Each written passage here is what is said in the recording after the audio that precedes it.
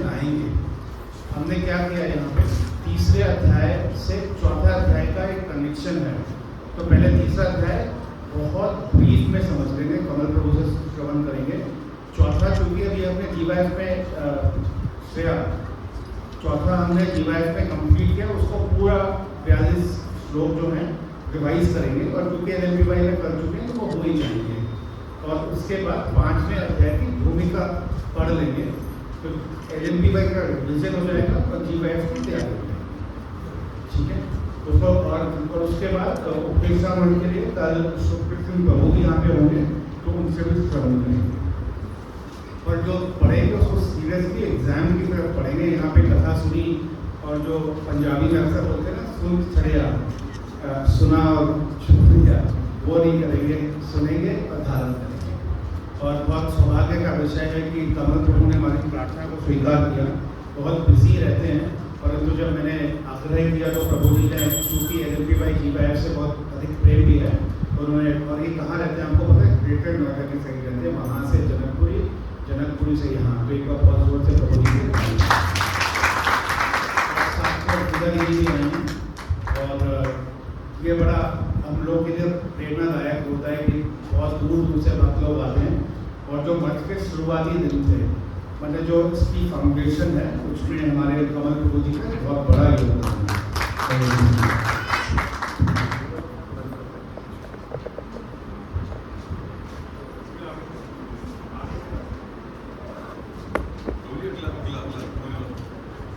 ओम अज्ञानतिमिरन्धस्य ज्ञानाञ्जनशलाकया चक्षुरुन्मीलितं येन तस्मै श्रीगुरवे नमः। वाञ्छाकल्पतरुभ्यश्च कृपासिन्धुभ्येव च पतितानां पावनेभ्यो वैष्णवेभ्यो नमो नमः। नमः ओं विष्णुपादाय राधिकाय प्रियात्मने श्री श्रीमद्भक्तिवेदान्त नारायण गोस्वामी नित्य नामिने। जय श्री कृष्ण चैतन्य प्रभु नित्यानंद श्री अद्वैत गदाधर श्रीवास आदि गौर भक्तवृंद। हरे कृष्ण कृष्ण कृष्ण हरे हरे, हरे राम राम राम हरे हरे। सबसे पहले आप सभी के चरणों में मेरा दंडवत प्रणाम। अभी हम सब बहुत ही अपने आप को भाग्यशाली अनुभव कर रहे हैं, क्योंकि हमें पूज्य पर श्री भक्तिवेदांत पद्मनाभ महाराज जी का USA से लाइव आशीर्वाद मिला। टेक्नोलॉजी के कई फायदे हैं, तो उसका उपयोग करना चाहिए।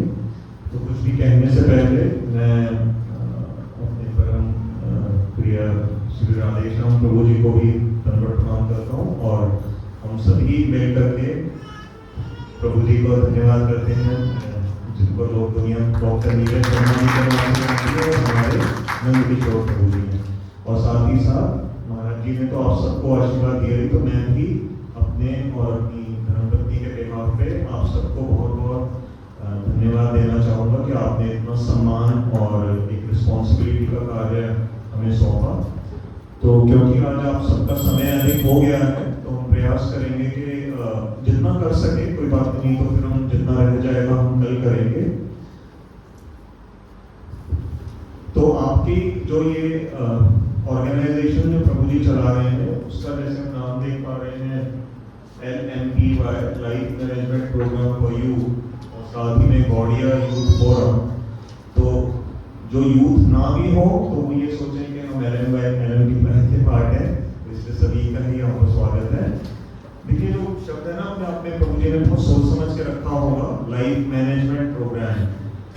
तो ये जो छोटी सी हम 2-2.5 दिनों की वर्कशॉप पे यहाँ पर सब आए हैं, इसमें एक बड़ी सुंदर बात देखने लायक ये है कि प्रभु जी ने आप सबको कोई ना कोई कार्य दिया है। जैसे बड़े डिटेल में पूरा एक आइटनरी तैयार की गई है कि ये आरती करेंगे, ये भोग लगाएंगे, ये पुष्प इत्यादि चयन करेंगे, और कौन प्रसाद का अरेंजमेंट कौन करेगा, भोग कौन लगाएगा। तो ये जो छोटी छोटी क्रियाएं हैं ना, ये वास्तव में हम सबको अपनी लाइफ का मैनेजर बना रही हैं। मैनेजमेंट का मतलब आप भले किसी भी बड़ी से बड़ी कंपनी के CEO बन जाएं या कुछ भी बन जाए हाई लेवल के, लेकिन अगर हम अपना स्वयं का जीवन को ठीक से नहीं मैनेज कर पा रहे हैं, तो हम कहीं ना कहीं गलतियां करेंगे और परेशानियों में फंसेंगे।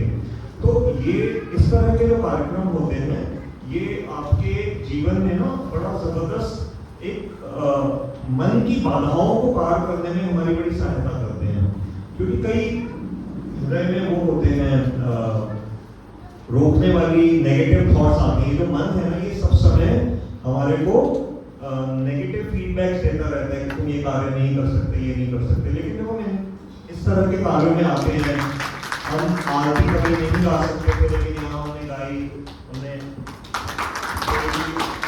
तैयारी का कार्य किया और उसको जब ठीक से कर लिया तो फिर एक तरह से हमने अपने मन को चुप करा दिया, ये दिखा करके कि no, you are wrong and we were able to prove ourselves. तो ये छोटे छोटे जो सेल्फ कॉन्फिडेंस बिल्डिंग मेजर्स होते हैं, ये फिर आगे जाकर के जीवन में बड़ी बाधाओं को फेस करने की हमें शक्ति देते हैं। तो अब हम अपने विषय पे आ रहे हैं। जैसा मुझे प्रभु जी ने आदेश दिया है कि भगवद गीता से थोड़ा सा हमें समझने का प्रयास करना है। देखिए, मैं पहले ही यहाँ पर एडमिट करना चाहता हूँ कि कोई भी, मुझे दूसरों का नहीं पता, लेकिन मैं इतना जरूर समझ चुका हूँ कि हम कभी भी ये नहीं कह सकते कि हमने भगवद गीता की मास्टरी कर ली है। अगर कोई ऐसा सोचता है कि उसने भगवद गीता की मास्टरी कर ली है, 700 श्लोक याद होने वाले दुनिया में शायद हजारों लोग होंगे जिनको पूरी भगवद गीता रटी हुई है, परंतु उससे उसका कोई बहुत विशेष महत्व नहीं है। महत्व है, श्लोकों को याद करने का बहुत महत्व है, लेकिन श्लोक सिर्फ याद कर देने से मात्र से हम भगवद गीता को समझ जाएंगे, ये इसका कोई अपने आप में दोनों बातों का लिंक नहीं है। क्योंकि भगवद गीता के अंदर एक पूरी भावों की नदी बह रही है। जो अर्जुन के हृदय में तरह तरह के जो प्रश्न हैं, उसके जो डाउट्स हैं, वो मात्र सिर्फ श्लोक को पढ़ने मात्र से उनकी अनुभूति नहीं हो सकती। उसके लिए ही हमें अपने गुरुजनों का आश्रय लेकर करके, उनकी टीकाओं का सहारा ले करके, और तभी हम उनकी कृपा से ही इसमें कुछ अंदर प्रवेश पाने के थोड़ी सी क्षमता प्राप्त कर सकते हैं। हम ये नहीं कह सकते कि हम उसको पूरा समझ सकते हैं, हम सिर्फ थोड़ा सा उनकी कृपा से इसका छींटा अपने ऊपर आ सकते हैं। अब कई बार भक्तों के मन में प्रश्न आता है कि अभी हमने बड़ी अच्छी आरतियां करी है ना, कीर्तन किए बस में आते हुए, भोग लगा, प्रसाद पाएंगे, और हरिनाम कीर्तन पे भी प्रभु जी हमें कल वगैरह ले जाएंगे, मंगल आरती भी करेंगे, तिलक भी लगा रहे हैं, सारे कार्य कर रहे हैं, तुलसी जी की भी हमने भी आराधना करी। तो इन सब का क्या भगवद गीता के साथ कोई डायरेक्ट लिंक है? तो जब हम अपने इस ब्रह्म मत गौड़ीय संप्रदाय में, विशेष करके जब भगवान चैतन्य महाप्रभु की धारा में, उनके जो जिस माध्यम से उन्होंने भगवद गीता को एक तरह से हमारे लिए प्रैक्टिकल बना रखा है, जो आप ये सब क्रियाएं जिनका मैंने अभी वर्णन किया, ये सभी की सभी भगवद गीता से इनका लिंक है।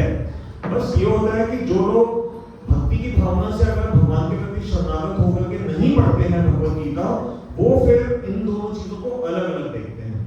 वास्तव में अगर वैष्णवों की, जब आप बलदेव विद्याभूषण प्रभु जी की या विश्वनाथ चक्रवर्ती ठाकुर जी की जब हम टीकाओं को या रामानुज उनकी जब टीकाओं के आधार पर हम भगवद गीता को अप्रोच करते हैं, तो हमें इन सब भक्ति के क्रियाओं का भगवद गीता में कहीं ना कहीं पे लिंक दृष्टिगोचर होना आरंभ हो जाता है, और इसलिए फिर आपकी भक्ति में जो जर्नी है ना, वो और अधिक सुदृढ़ हो जाएगी, मजबूत हो जाएगी।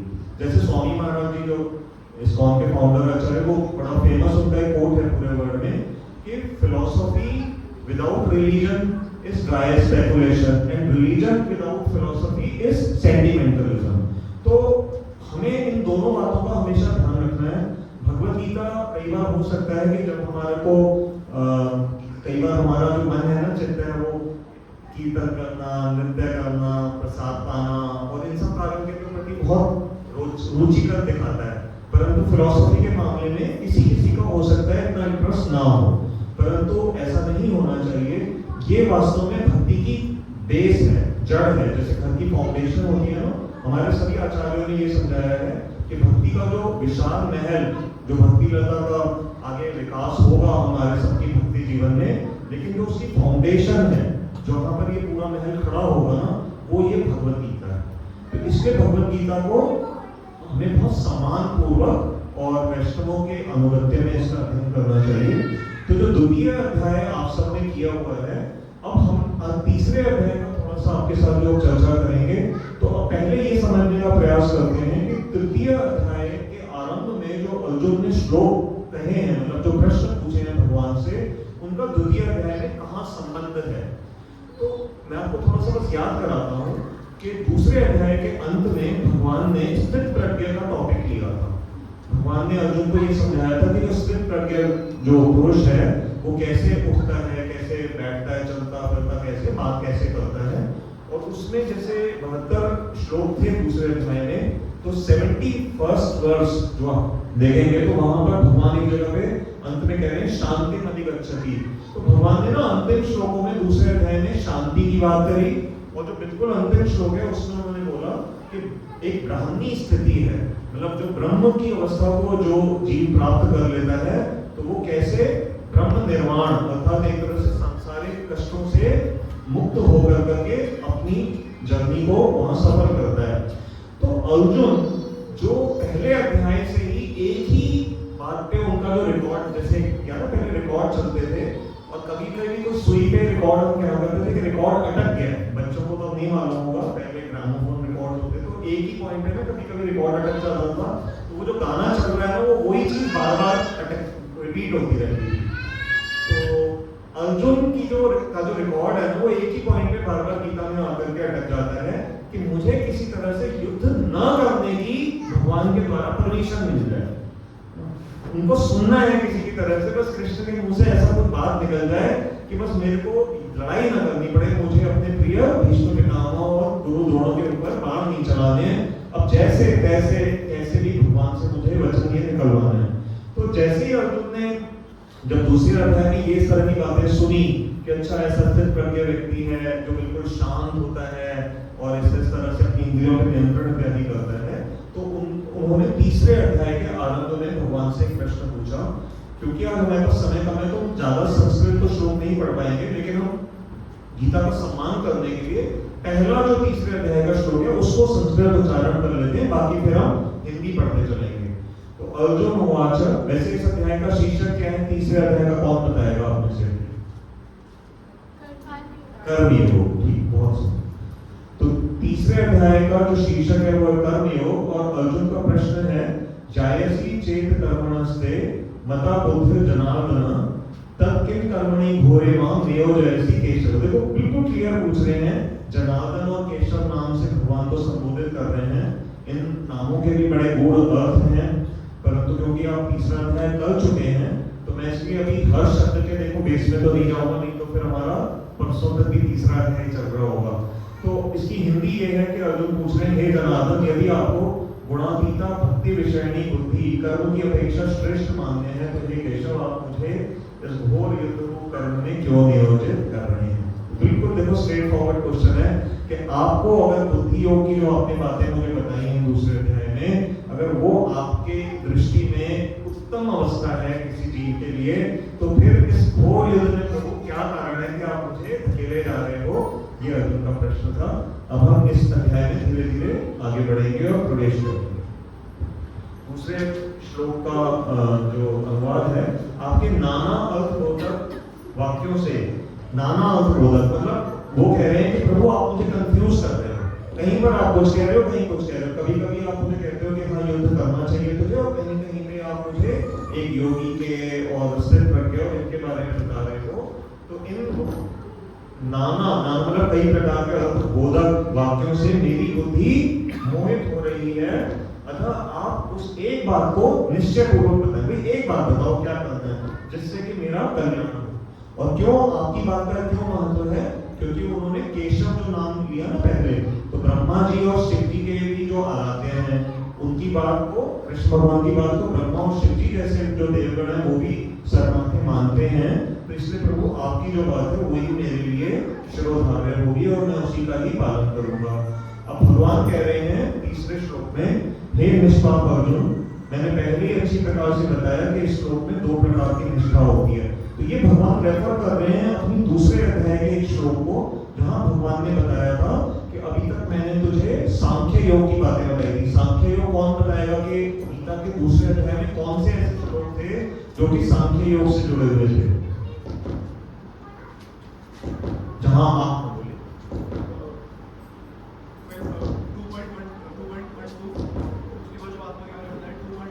हाँ ये सब 2.11 से लेकर के 2.30 तक जो भी श्लोक थे आत्मा के विषय, प्रभु जी का बहुत बहुत धन्यवाद, अच्छा जवाब दिया उन्होंने, टफ क्वेश्चन था। तो 2.11 से लेकर के 2.30 तक के जो वहाँ पर भगवान ने सांख्य योग से रिलेटेड आत्मा विषय अर्जुन को ज्ञान दिया था, और फिर उसके बाद उन्होंने कहा था मैं तुझे बुद्धि योग की बातें बता रहा हूँ। तो उसी बात को भगवान तीसरे श्लोक में यहाँ पर हिंट कर रहे हैं। मैं तुझे पहले ये बात थोड़ी सी हिंट कर चुका हूँ कि इस लोक में, ये जो संसार है, इसमें दो प्रकार की निष्ठा वाले व्यक्ति होते हैं। कुछ होते हैं ज्ञानी या सांख्यवादी, अर्थात वो क्या करते हैं कि जो तत्व विचार है हमारे उपनिषदों का, कि इस पृथ्वी, इस जो पूरा ब्रह्मांड बना है, इसमें कितने तत्व हैं और आत्मा जो तत्व है उसके क्या विशेष गुण हैं। तो कुछ लोग इन बातों का, इन तत्वों का, इस ज्ञान का सब समय विश्लेषण करने में अपनी एनर्जी लगाते हैं। और उसके अलावा दूसरे कुछ लोग हैं जो कि योगियों की निष्ठा जिनकी उनकी कैसी होती है, वो कर्म योग के द्वारा होती है, जो हमारे इस अध्याय का वो है। अब भगवान धीरे धीरे बताएंगे कि कर्म योग की विशेषता क्यों अर्जुन जैसे लोगों के लिए, हमारे जैसे लोगों के लिए विशेष उपयोगी है, उपयुक्त है। भगवान चौथी श्लोक में कह रहे हैं, शास्त्रीय कर्मों के अनुष्ठानों को नहीं करने से पुरुष नैष्कर्म्य रूप ज्ञान प्राप्त नहीं कर सकता। अब ये भगवान के वचन है। जो अर्जुन ने पूछा ना कि आप मुझे क्लियरली बताइए क्या करना चाहिए, तो भगवान बेस बना रहे हैं, समझा रहे हैं, कह रहे हैं देखो जो शास्त्र में कर्मों का अनुष्ठान के तरीके बताए गए हैं। अब यहाँ ध्यान देना कि हमारे आचार्यों ने ट्रांसलेशन में शास्त्रीय कर्म की बात करी है। भगवान सिर्फ ये नहीं कह रहे कि कोई भी कर्म, क्योंकि कोई भी कर्म कह देंगे तो फिर तो उसमें पाप के कार्य इत्यादि भी आ जाएंगे। तो हमें ध्यान रखना है कि जब भी हम कर्म की बात कर रहे हैं तो कर्म का अर्थ, हमारे जो वैदिक प्रणाली में कर्म का अर्थ क्या है, वो कर्म जो शास्त्र से सम्मत है, शास्त्र विरुद्ध कर्म नहीं है। तो ये अंडरस्टूड है, मतलब जहां भी कर्म की बात आ रही है वो है। और शास्त्र के विरुद्ध कौन से कर्म होते हैं, उनके लिए क्या टर्म आती है, कौन बताएगा?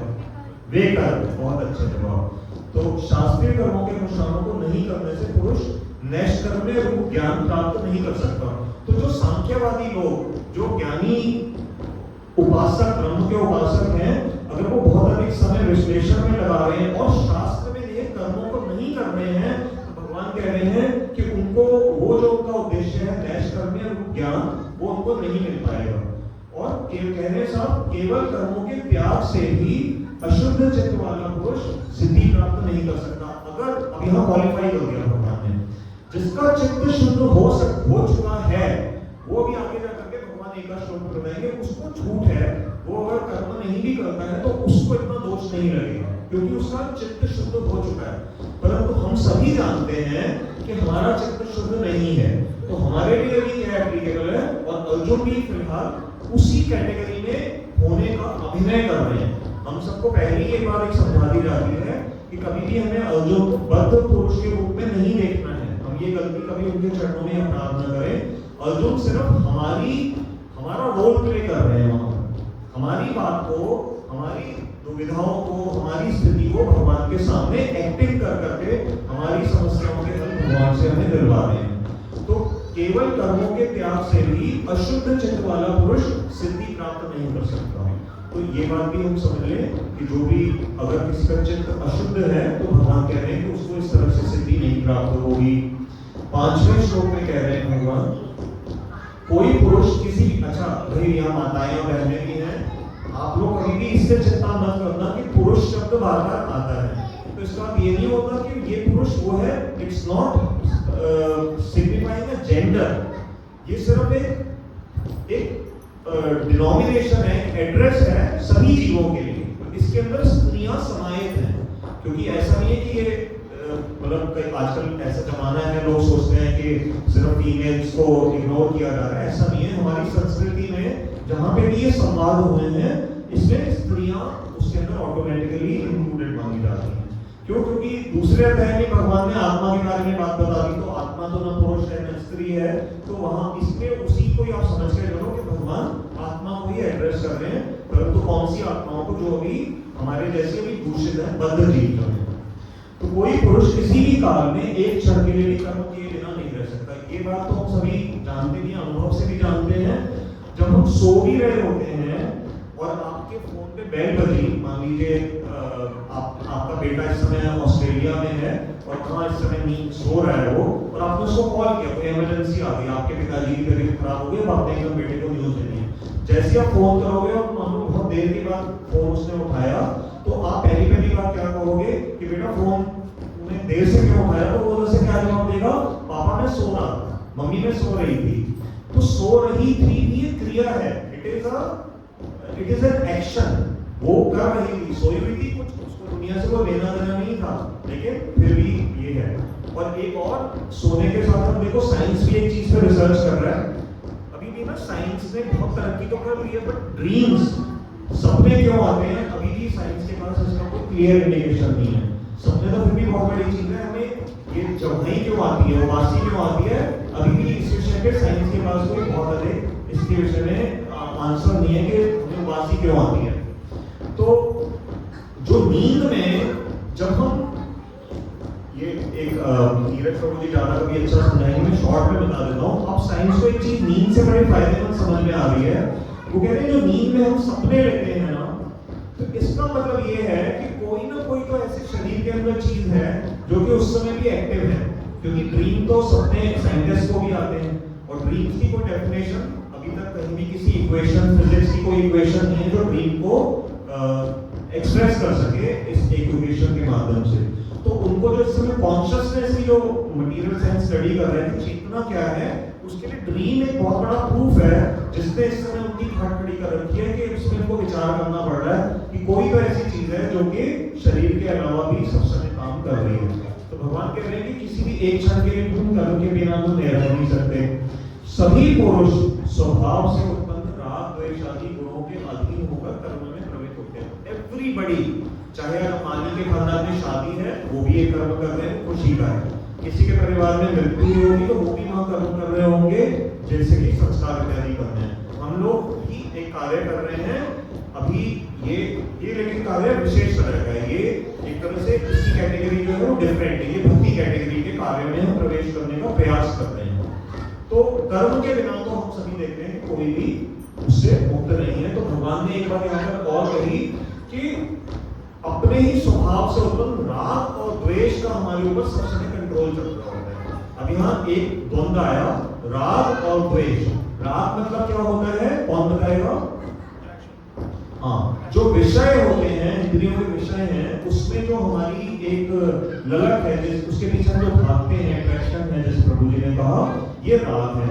और द्वेष क्या होता है, जैसे यहाँ पर मान लो आपको कोई ऐसा बेड मिला सोने के लिए किसी जगह पे, लेट्स से कि वो अनक्लीन है वो बेड, तो अब आपको वो अच्छा नहीं लगेगा। तो उसी समय आपकी इंद्रियां रिवॉल्ट करेंगी, आपके मन में भावना आएगी कि no, my bed is not clean. मैं मैनेजर से जाकर के बात करती हूँ कि मेरे को ये बेड रिप्लेस करना है। तो ये द्वेष का मतलब ये नहीं होता कि हम एक दूसरे को मारने की इच्छा से द्वेष कर रहे हैं। द्वेष मतलब जो भी हमारी इंद्रियों को प्रीतिकर नहीं है, तो वो हमें उस समय हमारे हृदय में रिवोल्ट पैदा करता है। भगवान कह रहे हैं इनके अधीन होकर के हम सभी तरह के कर्मों में प्रवृत्त होते हैं। छठे श्लोक में भगवान कह रहे हैं जो मूल व्यक्ति अपने कर्मेंद्रियों को संयमित करता। देखो ये आ गया फल्गु वैराग्य। जो लोग फल्गु वैराग्य आपने कभी कभी सुना होगा ना, हमारे यहाँ टर्म आती है, नजरी वैराग्य क्या होता है। तो भगवान देखो यहाँ पर उसको डिफाइन कर रहे हैं। जो मूल व्यक्ति, भगवान गीता में ना बड़े स्ट्रिक्ट है, जहाँ पर बताना चाह रहे हैं ना कि कोई व्यक्ति अगर समाज में गलत कार्य कर रहा है, तो भगवान ने अपने वर्ड्स में कोई कंजूसी नहीं करी उसको कंडेम करने के लिए। तो कह रहे हैं जो मूल व्यक्ति अपने कर्मेंद्रियों को संयमित कर। अब ये कैसा व्यक्ति है, ध्यान दीजिएगा, कर्मेंद्रियां कौन सी है? जो हाथ पैर जो बाहर से नजर आ रही है, वो इतना बंदा वो ऐसा है कि दुनिया को दिखाने के लिए वो अपनी फिजिकल बॉडी पे तो उसने बड़ा अच्छा कंट्रोल किया हुआ है। जैसे हो सकता है जब आप इधर जाते हो कुंभ के मेले इत्यादि में, तो तरह तरह के वहां पर योगी तपस्वी आते हैं। कोई अग्नि के पास बैठा है, कोई रेत के अंदर उल्टा खड़ा हुआ है, कई तरह की स्थितियां लोगों के पास होती हैं। परंतु हो सकता है उनके मन में क्या चल रहा है कि मेरी ये जो मैंने अपने शरीर के ऊपर जो क्षमता स्पेशल मैं जो दिखा रहा हूँ दुनिया को, इससे मुझे कितना चढ़ावा चढ़ता है, कितने मेरे शिष्य बनेंगे, कितने लोग मुझे प्रणाम करेंगे, मेरी कितनी प्रसिद्धि होगी, क्या कल के अखबार में मेरे बारे में आ रहा है नहीं आ रहा। तो दुनिया की नजर में वो योगी बना हुआ है, तपस्वी बना हुआ है, लेकिन मन में क्या चल रहा है उसके, ये भगवान जानते हैं, क्योंकि वो सबके हृदय में। तो इसलिए भगवान इस तरह के जो फॉल्स योगी हैं वो हम जैसे लोगों को तो ठग सकते हैं। विशेष करके स्त्रियां ध्यान रखें बहुत जल्दी स्त्रियों का हृदय सरल होता है, तो सबको प्रति श्रद्धावान हो जाती हैं। अभी जो इस तरह की कोई घटना भी पीछे हुई, तो देखो कितनी स्त्रियों को उसकी बलिदानी देनी पड़ी। तो इसमें यहाँ पर भगवान कह रहे हैं अपने कर्मेंद्रियों को तो उसने संयमित कर लिया हठपूर्वक, लेकिन मन ही मन इंद्रियों के विषयों का स्मरण करता रहता है कि बस ये ना भी तपस्या तो जल्दी खत्म हो, अब इसके बाद तो मेरे को पार्टी करने जाना है, या मेरे को ऐसी किसी जगह जाना है जहाँ मुझे भांग पीनी है, तो दुनिया के सामने तो नहीं पी सकते, तो लेकिन बस जल्दी मेरी तपस्या खत्म हो, मेरी आज की दक्षिणा मेरे उसमें आ जाए, मेरे उसमें पात्र में, और अब मैं यहाँ से जाकर के अपने मित्रों के साथ धूनी रवा करके मैं भांग पीऊंगा। तो भगवान से वो चीज छूट नहीं सकती, दुनिया को बहुत धोखा दे सकता है, तो इसलिए भगवान कह रहे हैं वो मिथ्याचारी कहलाता है। मिथ्या शब्द है ना, झूठा। भगवान कह रहे हैं इसकी कोई वैल्यू नहीं है मेरी नजर में, ये मिथ्याचारी है। और यही हमारे यहाँ जो टेक्निकल टर्म है फल्गु वैराग्य। वैराग्य करना कर सकते हो करो, लेकिन नहीं कर सकते तो कम से कम नकली वैराग्य मत करो। बंदर जैसा हमारे यहाँ आचार्य बताते हैं कि बंदर क्या करता है कि कपड़े नहीं पहनता है ना। बंदर का घर देखा कभी किसी ने? तो वो तो बहुत ही बड़ा तपस्वी है एक तरह से, उसने तो सब कुछ ही त्याग कर दिया है, कपड़े भी छोड़ दिए, घर भी छोड़ दिया, और केले इत्यादि और बड़ी सात्विक चीजें ही खाता है ना। लेकिन हमारे आचार्य समझाते हैं कि वो दिन में कई बार बंदरिया के साथ भोग करता है। आप जब वृंदावन जाते हो उसका चश्मा खींच लेता है, जब आप उसको फ्री टू फ्रूटी देते हो तभी वो चश्मा देगा, काट देगा किसी को। तो ये तपस्वी के ये लक्षण नहीं है जो हमें बंदर के अंदर नजर आते हैं। लेकिन अगर देखा जाए तो बंदर को बाहर से देखेंगे तो उसकी क्रियाएं तो ऐसे करता है जैसे कि वो तो सबसे बड़ा वैरागी है। तो भगवान कह रहे हैं ये फल्गु मतलब नकली वैराग्य है, उसके लिए मत आकर्षित होना। 7वें श्लोक में कह रहे हैं हे अर्जुन, किंतु जो व्यक्ति मन के द्वारा, अब किंतु कौन सा व्यक्ति? जो मन के द्वारा इंद्रियों को वशीभूत कर फल की कामना से रहित होकर, ठीक है। अब इसको क्वालिफाई कर रहे हैं भगवान। क्या? एक तो मन के द्वारा क्या करना है? इंद्रियों को वश में रखने का प्रयास करना है। क्यों? क्योंकि गीता हमें सिखाती है कि जो इंद्रियां हैं इसके ऊपर स्थिति किसकी है? मन की है। मन के ऊपर स्थिति क्या है? बुद्धि की है, और बुद्धि के ऊपर है आत्मा। ये हिरार्की भगवान ने गीता में समझाई है, जिसके विषय में हमारी मॉडर्न एजुकेशन फेल हो गई है। क्योंकि हम जो बच्चों को बड़ी से बड़ी यूनिवर्सिटीज में भेजते हैं, प्रभु जी हमारे IIT से हैं, BTech, MTech, फिर डॉक्टरेट प्रभु जी ने की हुई है, परंतु कहीं पे भी कोई भी ऐसा विश्व में संस्थान नहीं है जहाँ पर हम बच्चों को भेजें और उनको ये बातें बताई जाए कि देखो तुम्हारी इंद्रियां हैं, इंद्रियों के ऊपर एक मन होता है, मन के ऊपर बुद्धि होती है। हमारी मॉडर्न एजुकेशन इस विषय में बिल्कुल ही फेल हो चुकी है। तो भगवान गीता में यहाँ पर क्या कह रहे हैं हमारे को कि इंद्रियों को वशीभूत कर फल की कामना से रहित होकर। अब फल की कामना क्या है? जो दूसरे अध्याय का जो 47वां श्लोक था, जिसको दुनिया गीता का सबसे प्रसिद्ध श्लोक मानती है, कौन सा? कर्मण्येवाधिकारस्ते वाला श्लोक, ठीक है।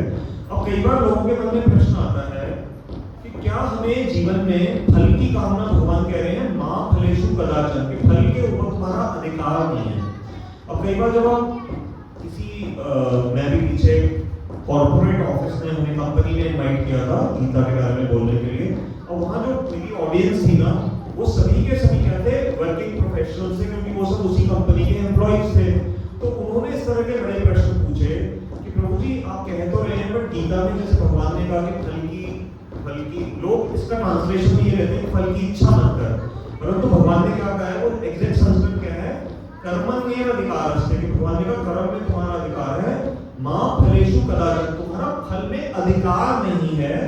फिर मां कर्म फल हेतु भू, तुम अपने कर्म के फल का अपने आप को कारण मत समझो, और मां ते संगहस्तु अकर्मणि, कर्म न करने में तुम्हारी रुचि ना हो। मतलब अगर तुमने ये पहली बातें सुनी और तुम्हें लगा कि अगर फल में हमारा कोई अधिकार ही नहीं है तो फिर हम कर्म करना ही छोड़ देते हैं, तो भगवान ने उस पॉइंट को भी उस श्लोक में कवर कर लिया। अंतिम लाइन में कह दिया कि तुम्हारी कर्म न करने में भी रुचि ना हो, कि तुम्हें लेथार्जिक नहीं होना है, तुम्हें आलसी नहीं होना है। कि गीता में जो भगवान ने कहा जब फल पे अधिकार ही नहीं है, तो जब फल पे अधिकार ही नहीं है तो क्यों हम सुबह उठ करके बच्चों को स्कूल भेजें, क्यों हम अपने ऑफिस जाएं, क्यों अपने बिजनेस में जाएं, और लेडीज कहेंगे कि क्यों फिर हम घर के काम करें, कोई भी मतलब सारी दुनिया ठप हो जाएगी। इसलिए भगवान ने वहां पहले ही कह दिया कि लेजी नहीं बनना, ऐसा मैं नहीं कह रहा हूं।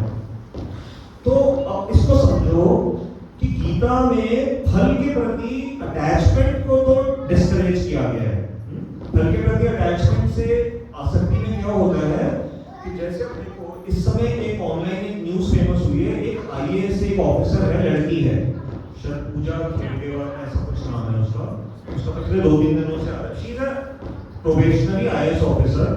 अब उसके साथ कुछ उसके रॉन्ग डीड्स आ रहे हैं। उसके पास एक ऑडी कार है, उस पे उसने महाराष्ट्र का गवर्नमेंट का लोगो पीछे लगा रखा है, उस पे लाल बत्ती चलती है। अब आईएएस अफसर को ये चीजें अलाउड नहीं है और उसके बारे में कुछ और भी कंप्लेंट्स हैं, क्योंकि गवर्नमेंट का काम है वो इन्वेस्टिगेट करने हैं। परंतु उसके साथ प्रॉब्लम क्या हो रही है, उसकी डेजिग्नेशन तो है, परंतु वो अपने उस डेजिग्नेशन के इनडायरेक्टली ऐसे लाभ उठाने का प्रयास कर रही है जो कि उसके अधिकार क्षेत्र में नहीं है, इसलिए उसकी निंदा हो रही है। तो गीता इस तरह से अब इस तरह की चीज के लिए बता रही है कि जब तुम कर्म के फल के प्रति बहुत ज्यादा लालची हो जाओगे, स्वयं भोगने के लिए जब सब कार्य करोगे ना, तो फिर तुम्हारी स्थिति क्या होगी, भगवान कह रही है बड़ी निकृष्ट स्थिति है। क्योंकि अभी आगे कुछ श्लोकों में आएगा, भगवान कहेंगे कि जो अपने कर्म के फल को भोगना चाहते हैं ना, वो कृपण है, ये बड़े बेकार तरह के लोग हैं, इनकी कोई वैल्यू नहीं है। तो अब एक है फल को भोगना और दूसरा होता है गोल सेट करना। तो गोल सेट करने के लिए गीता ने कभी मना नहीं किया है। अगर आज आप इस ट्रिप पे आए हो तो प्रभु जी ने आप सबके लिए गोल उनके मन में सेट किया होगा। मेरा गोल क्या है कि मैं लगभग 50 से 60 भक्तों को एक ऐसी जगह ले जाऊं जहां पर मैं उनको 2 या 3 दिन के लिए मठ के वातावरण का उनसे चेष्टा करवाऊं, उनको मंगल आरती कराऊं, उनको क्लासेस अटेंड कराऊं, उनको आरतियां कराऊं, प्रसाद की सेवा कराऊं।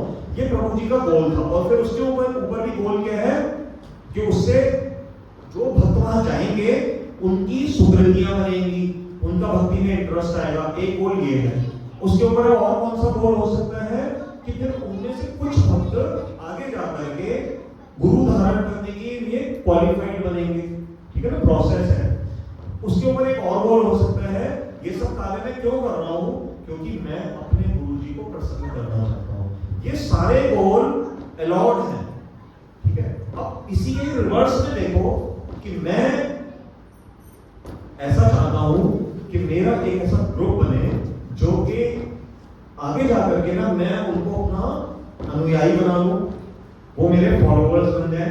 ठीक है, अब उसके लिए मुझे कुछ अट्रैक्ट करने के लिए अब वो क्या करते हैं, चलो एक ट्रिप लेके चलते हैं, कहीं भी ऐसी किसी जगह ढूंढी, अब हम उनको लेकर के जाते हैं और बड़ा इंटरेस्ट करेंगे, अच्छा प्रसाद इत्यादि खिलाएंगे, सब कुछ होगा।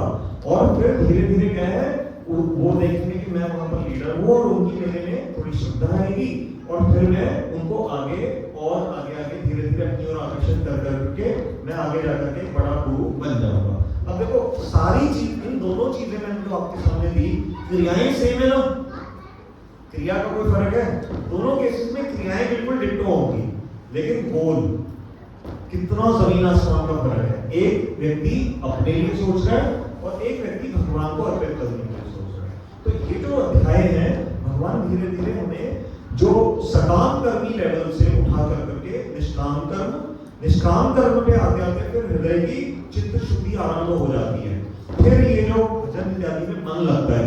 अभी आप डांस तो यहाँ कर लेते हो, आज्ञा भी गा लेते हो, सब कुछ है, परंतु जब मान लो कल सुबह जब जप करने बैठेंगे तो अगर वो सपोज प्रभु जी कहते हैं चलो जी आप तो सोना वाला पूरी 2 घंटे जप ही करेंगे, वो आपके लिए थोड़ा सा चैलेंज होगा। हमें फिर भी चलो सबको अभ्यास हो गया क्योंकि हम आ रहे हैं, परंतु आप अपने किसी कोई यहाँ ऐसे हमारे पास बंदे नहीं है जो बिल्कुल पहली बार मंदिर के किसी कार्यक्रम में आए हैं, कुछ प्रभु जी ऐसे हैं क्या हमारे पास इस समय यहाँ पर कोई नए बिल्कुल एब्सोल्यूट फ्रेशर्स हैं कोई आप सब में से कोई? चलो मान लो वो होते ना, उनके लिए जैसे 2 घंटे जप इत्यादि करना बड़ा उनके लिए चैलेंज, क्योंकि भी मन शुद्ध नहीं है। तो यहाँ पर भगवान कह रहे हैं फल की कामना से रहित होकर कर्मेंद्रियों से शास्त्र विहित कर्मों का आचरण करते हैं वे श्रेष्ठ हैं। तो अब भगवान ने क्लियरली अपनी एक इंस्ट्रक्शन दे दी कि इनकी क्वालिफिकेशंस क्या थी, मन के द्वारा इंद्रियों को वशीभूत करने का प्रयास करें, फल की कामना से दूर रहें और कर्मेंद्रियों से शास्त्र विहित कर्मों का आचरण करें। तो अर्जुन क्षत्रिय है, अर्जुन के लिए शास्त्र विहित कर्म क्या है इस समय? एज अ क्षत्रिय युद्ध करना।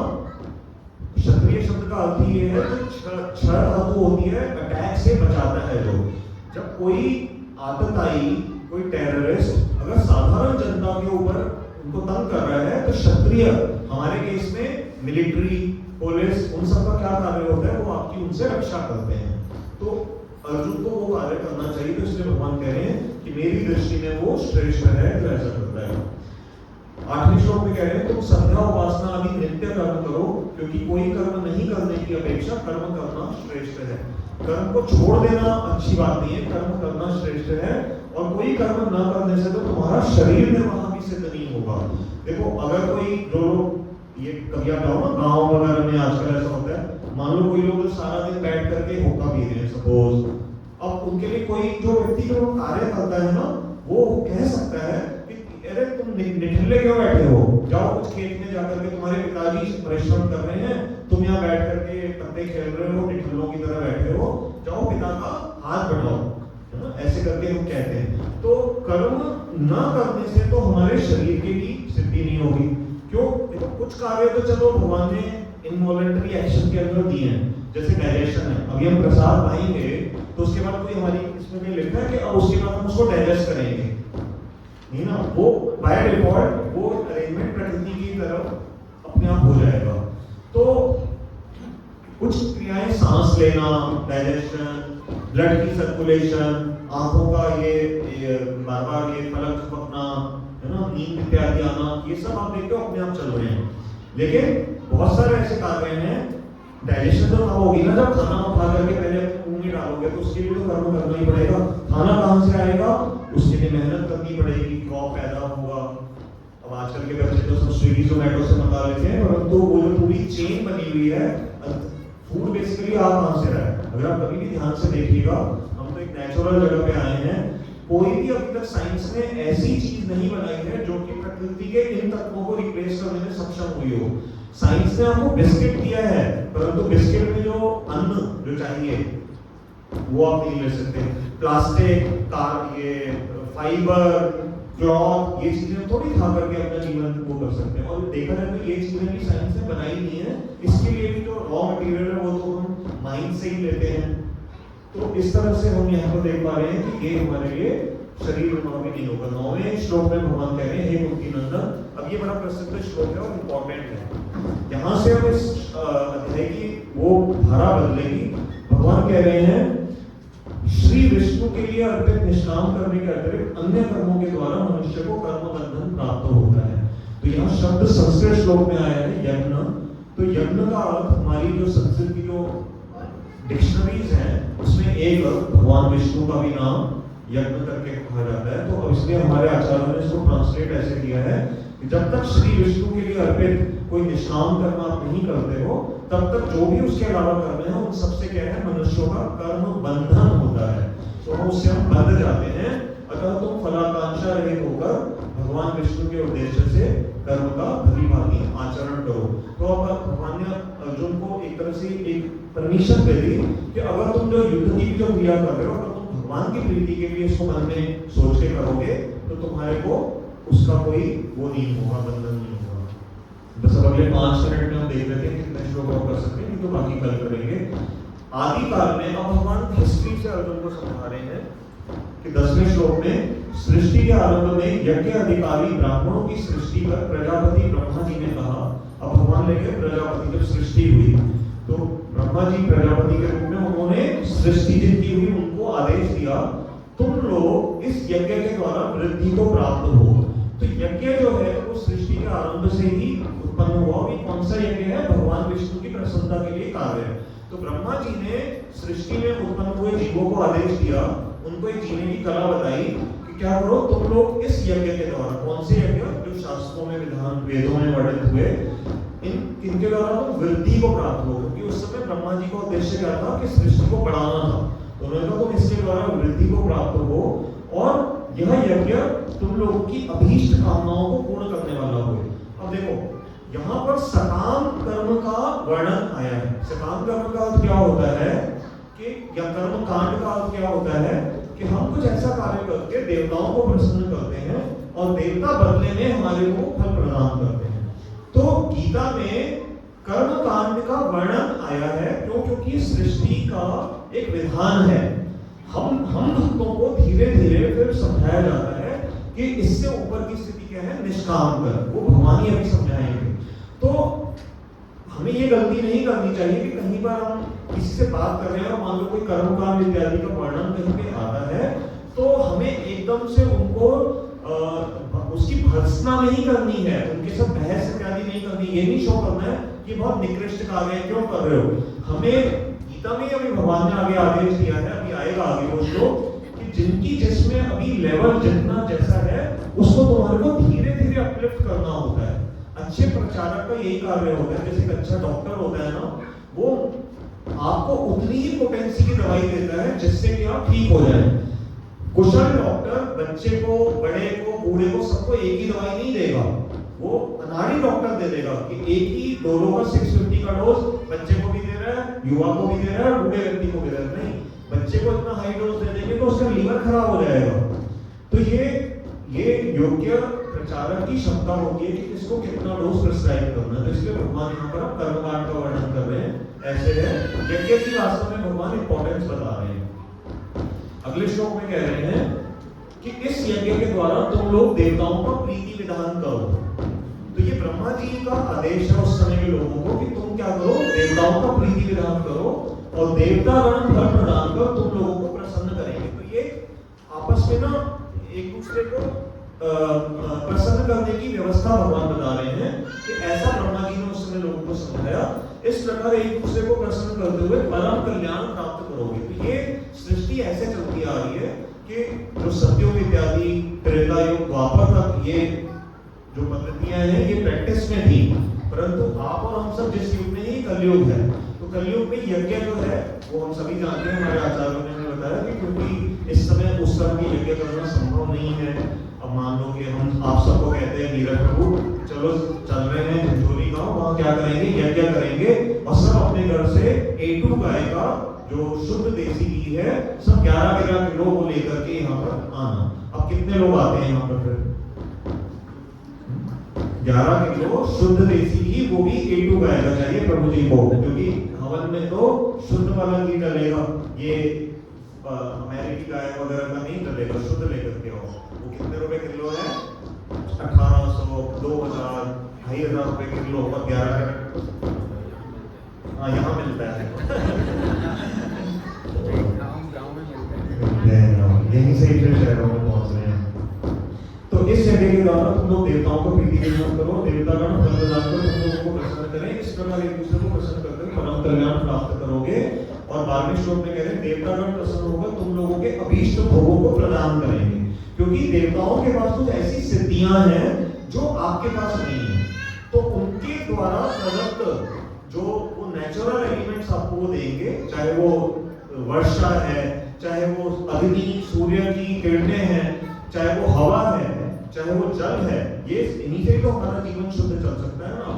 तो इस तरह से क्या होगा, जो व्यक्ति देवताओं के द्वारा प्रदत्त द्रव्यों को देवताओं को अर्पित किए बिना ही भोग करता है वो चोर है। अब ये क्लियरली बताया जा रहा है भगवद गीता में कि अगर मनुष्य भगवान के द्वारा जो अरेंजमेंट है देवताओं से चीजें तो ग्रहण तो कर रहा है, परंतु बदले में उनको कुछ नहीं दे रहा है, तो इसके लिए शब्द आया है स्टेन। स्टेन मतलब वो चोर है। ये बिल्कुल क्लियरली भगवान ने यहाँ पर इसको डिफाइन किया है। अभी हमने 12वें श्लोक तक कर लिया है, परंतु अब आपका ना इसमें थोड़ा सा बेस बन गया है, तो हम कल कोई बात नहीं, हम इसको पहले 20-25 मिनट में तीसरे अध्याय को कर लेंगे और फिर हम चौथे में प्रवेश करेंगे। हमारे पास कल 2 क्लासेस हैं और फिर हम परसों 5वां अध्याय जितना कर सकेंगे उसको, ये तो उसकी रूपरेखा लेंगे सिर्फ, ताकि जब आपका कोर्स प्रभु जी करवाएंगे आगे तो उसमें आपका थोड़ा सा प्रवेश हुआ होगा। तो अभी समय हो गया 9:30, हमें इस पूरे ट्रिप में समय का बहुत सम्मान करना है, क्योंकि सारी चीज एक के साथ एक जुड़ी हुई है। नहीं तो मंगल आरती में सब लोग सो रहे होंगे, वो शिकार आरती का जब टाइम हो जाएगा तब मंगल आरती का होगी। तो प्रभु जी आप आगे का जो भी कार्यक्रम है उसको बताइए। ठीक है, आप सबका ध्यान से सुनने के लिए बहुत बहुत धन्यवाद। कोई त्रुटि हुई होगी बोलने में तो सभी लोग प्रसाद करेंगे। प्रसाद पाने से पहले भोजन मंत्र का एक अभ्यास करेंगे, और जब भोजन मंत्र बोला जाएगा तो जितने भी सेवक हैं वो भी वहाँ बैठ के उसको उच्चारण करेंगे। अच्छा, क्योंकि हम पहले अपना सब्जेक्ट कवर कर रहे हैं अगली 2-3 क्लासेस में, तो प्रश्नोत्तर हम अभी नहीं खोलेंगे। लेकिन मेरा निवेदन है कि क्योंकि अधिकांश आप लोग पेन पेंसिल रख ही रहे हैं पेपर पे, अगर नहीं है तो कल वाली क्लास में जरूर रख लीजिएगा, आपको नोट कर लीजिएगा। जो हमारी अंतिम क्लास होगी परसों वाली, उसमें हम आधा घंटा या 20-25 मिनट उसके लिए रख लेंगे, आपके प्रश्नोत्तर के लिए। अगर मैं किसी का प्रश्न नहीं उत्तर नहीं दे पाया तो प्रभु जी की हेल्प लेकर